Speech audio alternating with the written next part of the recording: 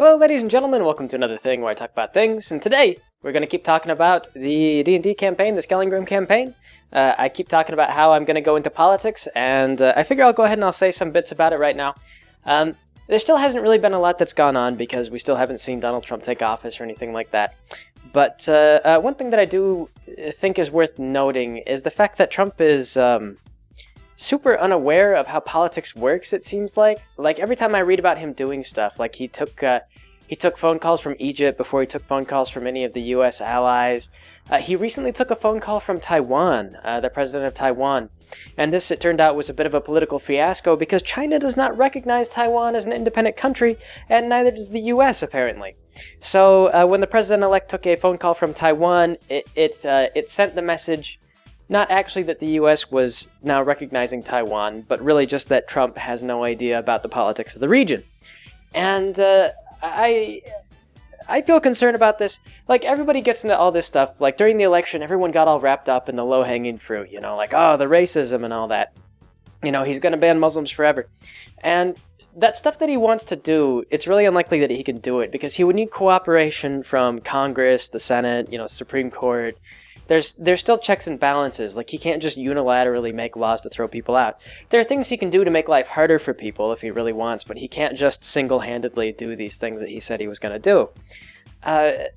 Anyway, people got crazy about that stuff, but the things to really worry about are the responsibilities the president generally has, and one of the big responsibilities is diplomacy, which requires kind of understanding how the political games work and how we relate to everybody else in the world. And as far as I can tell, Donald Trump has no idea. At some point, somebody, I assume, will try to explain to him, or should. And the thing is like, people talk about, oh, you know, Trump is surprisingly, he might be more qualified than you're giving him credit for. And I don't really know that that's true. Like, one thing that they say is like, oh, well, Trump's actually really much more intelligent than people think he is. And you could actually say that same thing about George W. Bush. George W. had a reputation for not being very intelligent, but that's not because he was actually an unintelligent guy. He was just a very bad orator.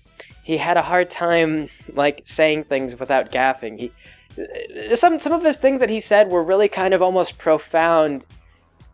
If they weren't, like, just weird. Like, one of my favorite quotes got into Civ 4 was, I think we agree, the past is over.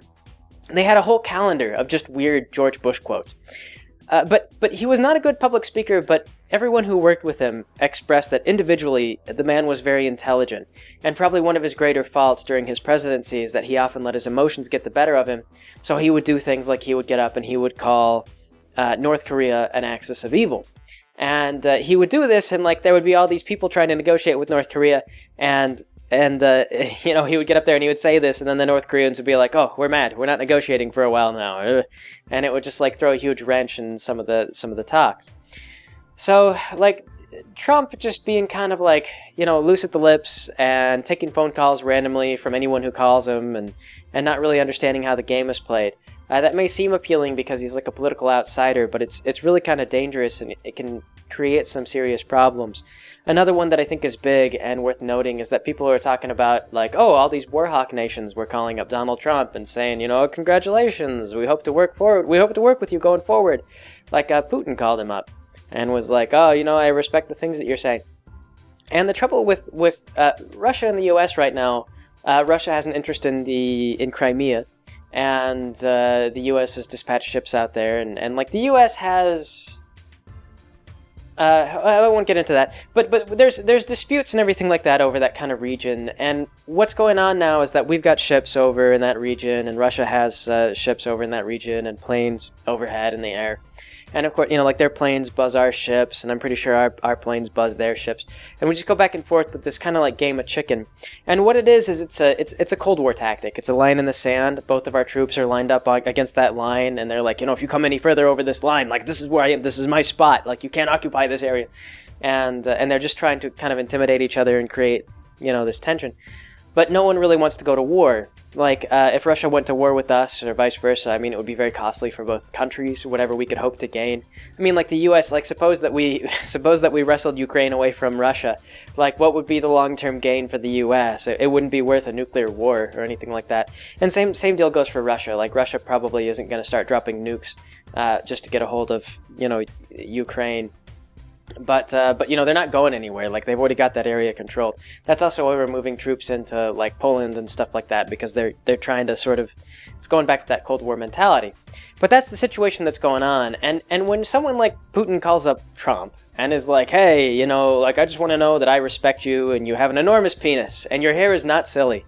It's kind of like, politically speaking, like, people triumph. They were touting triumph over that. They were like, oh, see, you know, Putin respects that Trump. Like, Trump is like crazy like a fox, maybe. And who knows, Trump might actually push the button and drop the bombs. But I really doubt that Putin believes that Trump is actually going to go to nuclear war. Like, everyone around Trump is going to try to prevent him from doing that. So the question is whether or not his advisors are going to be savvy enough to understand the games that are going on. Because the trouble you could get into is if Putin comes forward and is just like, hey, Trump, like, you know, your dick is so huge that, like, it's actually kind of poking into Crimea a little bit. Could you back up? Like, could you just back up your troops? I mean, like, we're really scared. Like, you're so big and you're so amazing. And you play these political games, and if Trump gets his ego stroked enough, like, who knows, maybe he would pull some troops back and just be like, oh no, we'll just give Russia some breathing space. And they'll just advance. Like, that'll be, that's how that kind of stuff, you know, it's political games. And it's like, this is one of these things, like nobody wants war with Russia. I don't think Russia doesn't really want war with the US doesn't really want war with Russia, and that's why these tactics are employed in the first place. That's why the planes buzz each other. It's just sort of like, there's a conflict of interests, and so we've just parked our militaries across the borders and just shoot daggers. They just glare daggers at each other, and hope that nothing escalates. So I mean, the people who are saying like, oh yes, Putin is ready to cooperate with Trump. I mean, he's not going to back up or anything like that. I really don't see that as a thing. Like, I don't believe that Putin's just going to be like, oh yeah, we're just going to give up this vested interest that we have here and we're going to leave. So, I mean, like, I don't know what people think that's going to happen. The only thing I can imagine is that maybe Putin thinks that Trump's an idiot, and if he gives him enough compliments and acts all respectful, maybe Trump will back up. And then Trump will just cede a bunch of stuff, like pull out military defense. So yes, it's hard to tell if that'll happen. Like I say, there's advisors around Trump. He's still picking out his cabinet. But as far as it goes, like, one of the big things that actually matters is Trump's total lack of awareness of how politics actually works. It's part of what won him the election, and it might be part of what makes his whole presidency a bit of a fiasco. But yeah, that's my politics on it. That's my take on things as they've been developing so far. He still hasn't really done anything interesting, but as I read, that's what I think is the most critical at the current juncture. So yes. Anyway, like I said, I promised I'd talk politics. Hopefully, without a sour taste in anyone's mouth. We'll go ahead and we'll move on to the Skellingrim Campaign. And on that note, so we left off and the group had just finished arguing over whether or not they should kill goblins, and this was a multi-hour argument. They resolved not to kill the goblins, but they left with a goblin wife. Fantastic for Ader. No one else realized they had left behind a bunch of rewards and like stuff like that because they didn't ask. So their next stop on the map was a mine called the Mine of Deepfjord, and this one I do remember because we revisited it because it was of great plot importance. And we had a map, and one of the rules that we had was, I think I mentioned this earlier, was don't get on the roadways, because the skeletons are going to be looking for this anklet, and they have some vague awareness of it being out there. So you have to travel through, the mines. And everyone kind of knew it was like a Mordor spoof, and they were going to go in there, and there was going to be like a Balrog or something like that. And that actually wasn't what the plan was. I mean, there were things in the mines. I mean, obviously, it was kind of a Mordor spoof, but what it turned out was going to happen is the last black wizard had died in the mines, and they were going to go down there and find out what killed him, and there was going to be information on it, and it was going to cast it was going to undermine the whole Skellingrim thing. And this was fine because, like, you know, when I introduced Skellingrim, I believe I even accidentally referred to him as a skeleton at least once. And it was super obvious. It's one of those things, like, I kind of like that sometimes in a role-playing game, where you're like, yes, guys, I know that out of character you all are aware that Mr. Skellingrim is a skeleton. I mean, I think they weren't entirely sure if I was just going to go with the obvious, but like, it was just like, I don't know, maybe Greg's going to surprise us and it'll turn out that Skellingrim is actually a man, and that would be the joke on us the entire time. But, no, he was actually a skeleton. Mr. Skellingrim was a skeleton, And but the thing that they were going to find out is exactly what skeleton he was, because it was important, and they were going to learn a little bit about what Skellingrim was actually trying to do, and that was important. So there was a mix of the jokes, and then they were actually going to get into more of the serious plot of the setting and everything like that by this third session. But they get to the door. And, you know, they're just out there, and I describe it, and the whole setup, looks like Mordor, and it sounds like Mordor. And Skellingrim had arrived, and then left a note, and because of the delay, he's like, I got here, waited a few days, no one showed up, I had to attend to more wizard business, but the door was sealed, and don't worry, I unsealed it, you should be able to just march on through. And they were like, oh, the door was sealed, was it? Okay. So, the party kind of, confers a little bit, and still sour about the last session, because they were still upset that the goblins weren't from the monster manual. They're like, well, if we go in here, we know we're probably going to have to fight some kind of thing, and it'll be something from the monster manual, but it won't resemble anything from the monster manual, so who knows what it'll turn out like. Like, we won't know how to fight it. So knowing that it was going to be Mordor, and that they had no idea what exactly was actually going to be in Mordor, they looked at the map, and they started asking me, they're like, how much time would we lose if we just went completely around the mountain? And I was like, probably a month of travel time or something like that, like a very great deal of time. And they're like, well, is this time critical? And I said, like, well, I mean, like, yes and no, not as such. Like, if you avoid being detected, then I guess that you could take as much time as you wanted. You could always just bury this object again and hope that no one dead ever came within range enough to actually detect it neutrally. But, yeah, you could just march around the entire mine. And so they said, well, fine, we're doing that. Like, we're not going to do a dungeon crawl. Not with your GM monsters, not with your homebrew monsters. So they went around the mine. And they split up into two groups. This was another thing, is that most of the time, like, a rule that people usually employ is never split the party. And one reason for this is because, like, if you do that, like, the GM will usually design a dungeon ahead of time, and he'll set things up to where monsters are able to handle the entire party. So when you split the party, what'll happen is that the GM will design, so if you have a group of 12, the GM will design a monster that he thinks can handle 12 adventurers for at least a while. But if you split the party into equal halves of 6, then when 6 guys show up and they run into this monster, this is like 6 guys fighting a monster designed to handle 12 guys. So they get flattened. So in D&D, they often say, like I said, never split the party. And in other systems where they focus a little bit less on challenge rating, you can sometimes do this. Like, it really depends on what you're trying to do. D&D is also, it's not always necessarily a hard and fast rule. Like, for example, if you're invading a bandit fortress or something like that, and the rogue can successfully disguise himself or a cultist or something like that. We actually did that once where, in another D&D game I played, where everybody disguised themselves as cultists and then marched around and, like, we're like, oh yes, hello, fellow cultist. And they were like, who are you guys? And we're like, oh yes, we're new. And we had the high persuasion skills, so it's just like, oh, new? Yeah, and they were like, yeah, someone was supposed to show us. Like, we'd actually met and talked to someone else. Like, we convinced them that the cult thing was a bad idea. And we were like, oh yeah, Kevin was supposed to show us around, but we haven't seen him all day, and we're not sure what happened to him. Maybe one of the monsters in the place got him. And they were like, oh, that happens sometimes. Gosh, we'll have to send out a search party for Kevin. And so then they continued showing us around. They were like, so here's the place, and here's the thing, and this is where we do the ritual sacrifice. And so that was kind of a funny thing that we got for a while. But yeah, you can split the party, but usually you have to do so with a very constructive plan.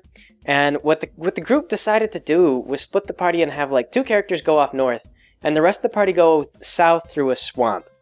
And if you play with a standard D&D GM, what they'll do is, like, through swamps, like, it's almost guaranteed the GM would roll a random encounter thing. I have never in my life done random encounters. Like, if I feel like woodland creatures are enough to handle a party of adventurers, then, I mean, like, you imagine, like, being levels in D&D are a big deal. Like, commoners will die in, you roll the dice at them, and they'll usually die in a single hit. Like, you hit them with a stick, and they'll fall over. In earlier editions of D&D, like, house cats were life-threatening to commoners, because they could do, I think, a d4 of damage, and, like, commoners had 4 health or something like that. Well, that might have been wizards. I know wizards for sure could be killed by a house cat, because a house cat did a d4 of damage, and a wizard had, like, a D4 of health. So you'd run into a cat, the cat would scratch you, and the wizard would just keel over and die. So, commoners can be killed by house cats. So if you have monsters that just, like, freely roam the swamps that can pose a threat to, like, 12 adventurers as a group, then my thinking process is always like it would be unrealistic for anyone to not be extremely alarmed about that. But so they went through the swamp, and what I didn't do, I didn't have them roll for a random encounter.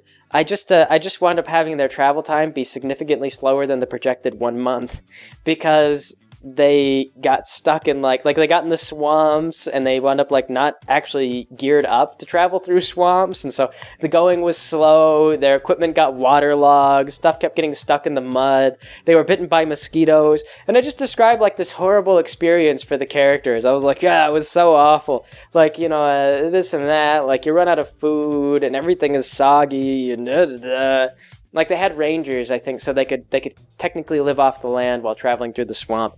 But no random encounter. I just described their characters wishing they had done anything but travel through the swamps. And at the end of that, they finally made it. And the people who took the high road at the north got to the town and then had to wait, like, weeks before anybody showed up. The guys who took the road didn't have the anklet.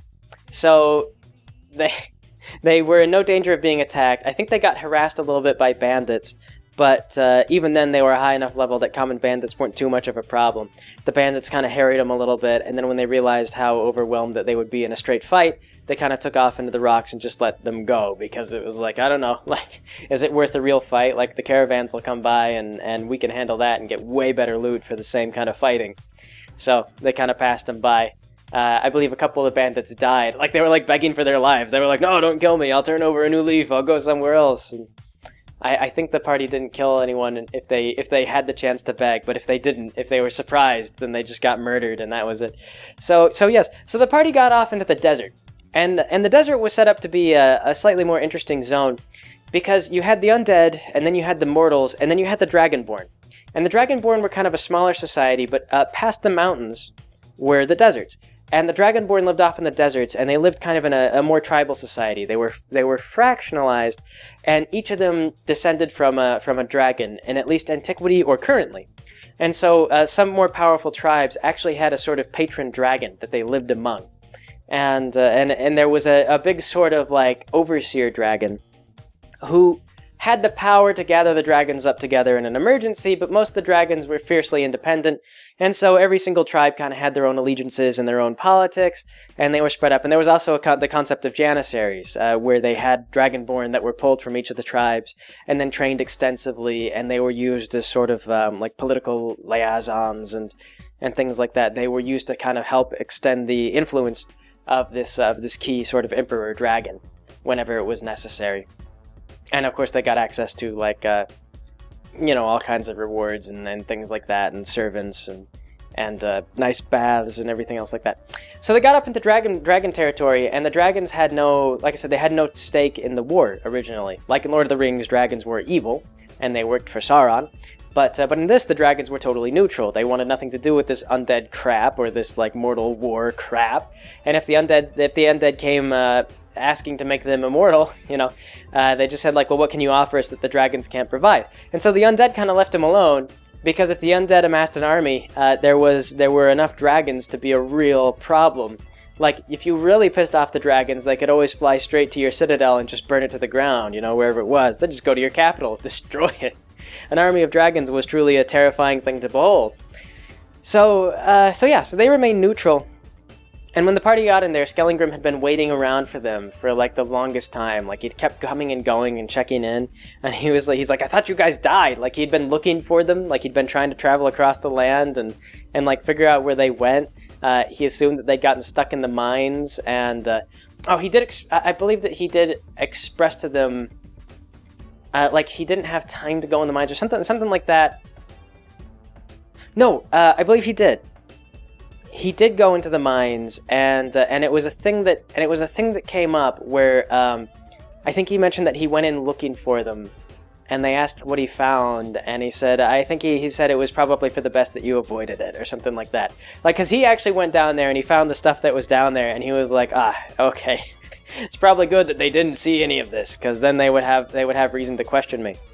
So instead of having a lot of questions for Skellingrim, because they skipped all that story stuff, instead they just kind of got there and they reported on their, their plan change, and Skellingrim was like, well, it's okay, it's probably fine that you didn't actually do anything that I told you to do, and so instead, like, he just kind of chatted with them, and one of the characters, Lyman, started asking him a little bit about magic, because you can learn to be a wizard and you can invest in that.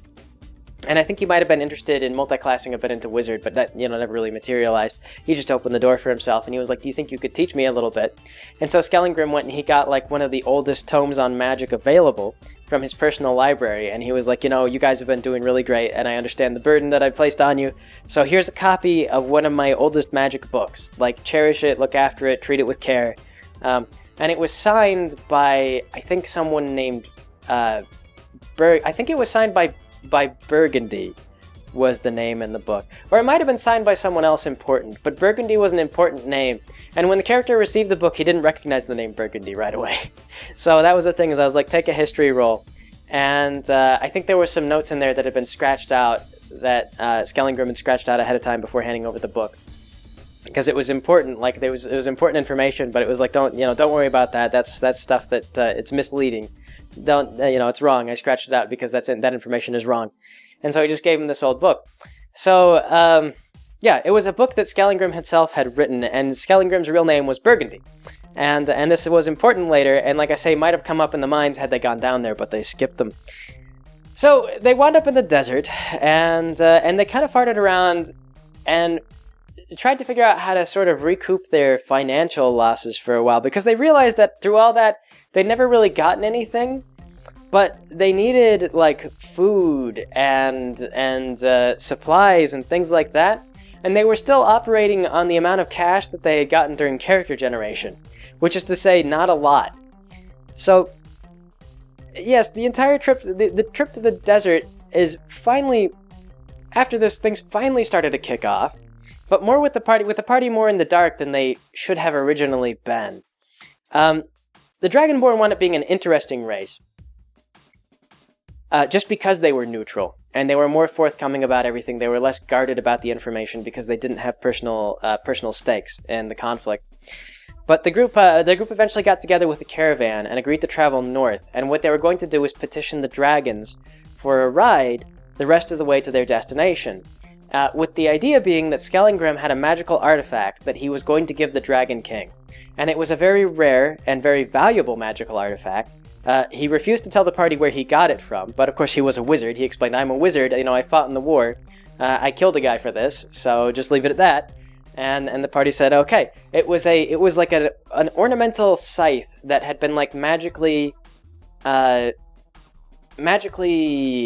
enchanted somehow. It was a gift that was given to Skellingrim as part of his involvement with the undead. It was very heavily enchanted, but Skellingrim really didn't care for it. He thought it was gaudy and very pretentious, and he sort of didn't really want to ever use it.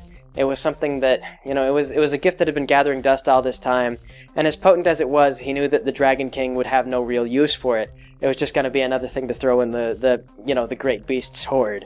So he brought this with him, and he was like, yeah, I'll give this to the Dragon King, and in exchange he may consider our request. It's valuable enough that we could probably get a fair amount of bargaining mileage, and that is what we will do. So it was a fairly solid plan, and the party got together and they joined a caravan. And this is where we introduced the character. By this time, we'd had a few people drop off. As you might be able to see in the comments from the last video, some of the players got so disgusted with the meta argument in the previous session that they kind of quit showing up. Other people had some scheduling conflicts, but this is where we had two new characters show up. Two Flower, or was it Three Flower? He was based on a character from a Terry Pratchett book. He was a little gnome with like like I knew exactly who he was going for. He's like, yeah, can I have like a camera? It doesn't actually take photos. It's just got a little imp in it that paints all the pictures. And I was like, okay, yes, yeah, you can do that. That's fine. I know what you're doing. And I don't even know what class this gnome was, because he didn't actually get into any fights or anything like that. He actually just hung around and had commentary on everything and like took pictures. Like, ooh, neat. And he just took pictures of everything. And then another character, Franz. And Franz was actually based on a character from a previous D&D session. And this was the thing, the guy who approached me with this character, he's like, yeah, I played this character in previous D&D sessions. And his thing is that I've actually had him hop from session to session. And his thing is that he's sort of a dimension traveler. And he's trying to get home. But recently he's taken up residence with the dragonborn, because they're one of the few races that doesn't have a sort of embargo on wizardry. Because everybody else, like, to be a wizard, you had to be in the upper class. It was like being a knight or something like that. You had to have all kinds of training and devote your entire life to it. You had to spend a very long amount of your lifespan studying all the rules and everything like that. But the dragons, being more factionalized as they were, they kind of just trained magic to anyone who showed aptitude for it. So Franz was actually studying with a particular tribe called the Thraken tribe, and the Thraken were a bunch of yellow dragons that worshipped a very particular, an unusual breed of dragon that actually lived underground, rather than flying and breathing fire and everything like that. It was a tunneling dragon. It had no arms, it had no wings, but it still had the ancestry. I don't believe they ever explained why exactly he's still classified as a dragon. But there was a long history to it, and a great deal of, like, there was magical alteration and things like that. And the Thraken had found the niche, and he was or niche, I never know how to pronounce that word correctly. He found the niche. And anyway, so the Thraken lived below ground, and he kind of characterized himself, or he was styled or revered as being particularly crafty and particularly able, where compared to other dragons, which were maybe more brute force. Some were more about speed, some were more about brute force.